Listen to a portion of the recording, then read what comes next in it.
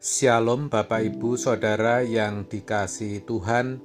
Seri pengajaran hari ini berjudul Jangan Merasa Gagal. Saudara, sampai saat ini banyak orang yang merasa gagal dalam hidupnya.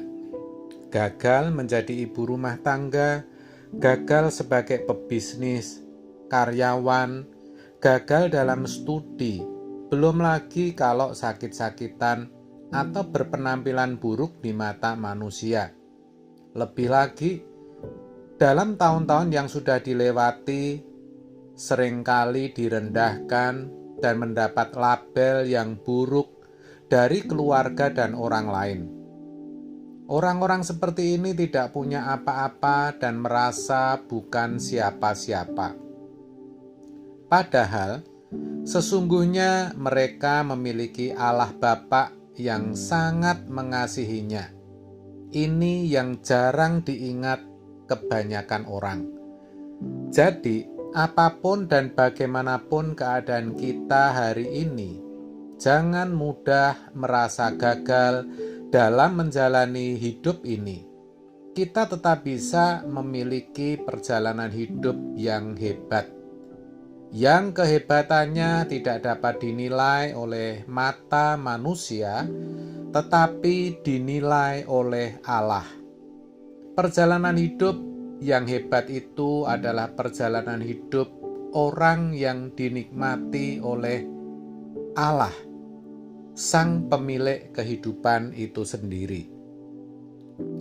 Kita akan dilestarikan di keabadian, maka kita harus memiliki kehidupan yang berjalan dengan Tuhan setiap saat, supaya kehidupan kita dinikmati Tuhan bukan hanya sekarang, tapi sampai nanti di kekekalan.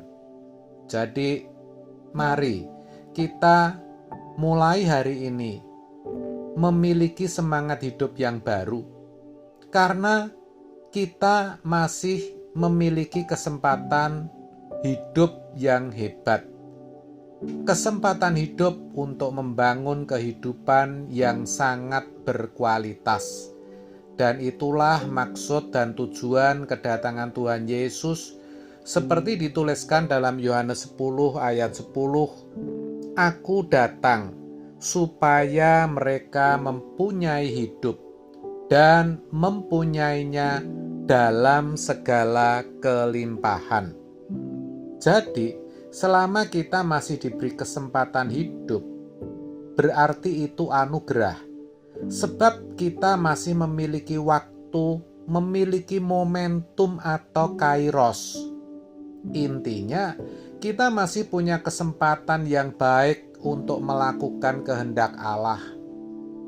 Perjalanan hidup kita akan menjadi luar biasa, saudara, ketika kita melakukan apa yang Allah kehendaki di dalam hidup kita masing-masing dan menyelesaikan pekerjaannya.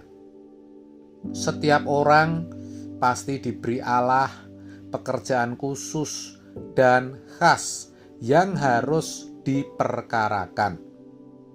Maka, kalau seseorang mau mengerti apa yang menjadi rencana Allah dan pekerjaan Allah yang dipercayakan kepadanya, tentu ia harus mulai dari melakukan kehendak Allah di dalam menyikapi setiap persoalan hidup yang dialaminya setiap hari.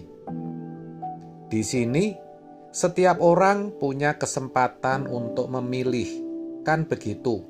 Apakah akan melakukan kehendak Allah atau menolak? Akan memiliki kehausan akan Allah atau kehausan akan dunia? Memiliki niat untuk hidup suci atau niat untuk melakukan hal-hal yang memuaskan diri sendiri?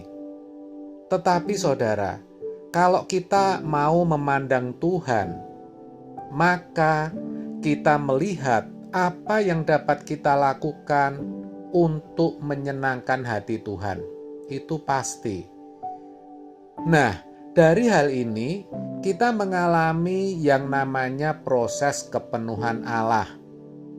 Terkait akan hal ini, Yesus, Tuhan kita, telah berhasil mencapainya. Maka, dikatakan dalam Ibrani 5 ayat 9, Dia menjadi pokok keselamatan atau aitios atau penggubah. Artinya, menjadikan kita juga bisa melakukannya. Maka, kita harus membiasakan diri untuk hidup dalam kehendak dan rencananya. Kebiasaan hidup melakukan kehendak Bapa itu membuat kita menjadi berkodrat ilahi. Jadi saudara, keselamatan di dalam Yesus itu intinya untuk mengubah kita dari yang tadinya berkodrat dosa bisa menjadi berkodrat ilahi, dan model hidup yang harus kita tiru adalah hidup Tuhan Yesus. Begitu maksudnya. Maka jangan kita mendengar fitnahan dari iblis yang berkata, hidupmu sudah gagal, tidak berguna kamu ini, kamu tidak berharga, Allah tidak memperhatikanmu. Suara seperti itu jangan didengar. Yang benar, kita itu berharga dan Allah mengasihi kita. Kita masih punya kesempatan kok untuk menjadi orang hebat, orang yang berharga di hadapan Allah. Jangan hanya berkata amin, tapi berikanlah respon yang baik dan berubahlah. Ingat, semua tergantung dari niat kita, apakah kita punya niat atau tidak. Jangan terjebak dengan yang namanya pasivitas. Artinya kita pasif dan tidak melakukan apapun juga. Jangan.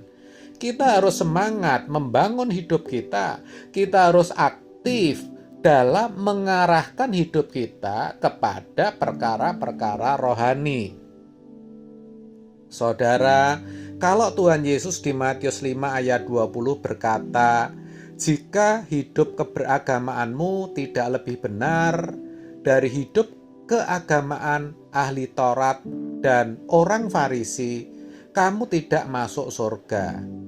Itu sebenarnya merupakan panggilan hidup agar kita memiliki hidup yang luar biasa, yang melebihi ahli Taurat dan orang Farisi, bahkan lebih dari tokoh-tokoh agama samawi.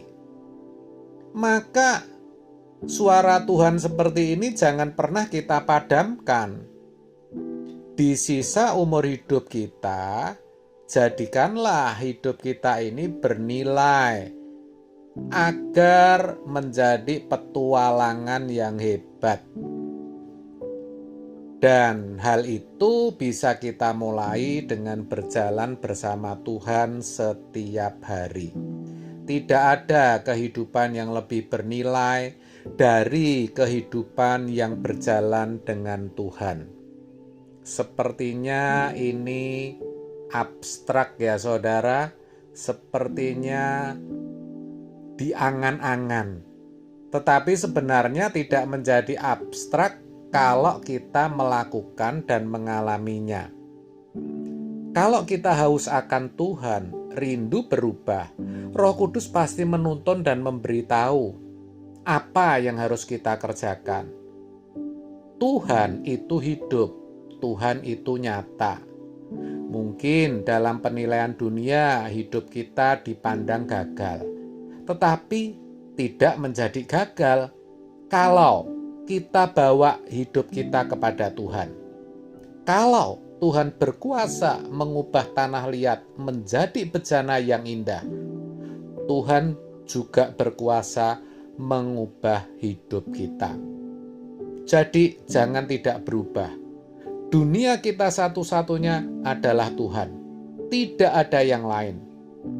Ini adalah tingkat rohani yang tinggi yang harus kita capai. Jadi jangan mudah berkata atau merasa gagal dalam hidup ini. Amin. Tuhan Yesus memberkati.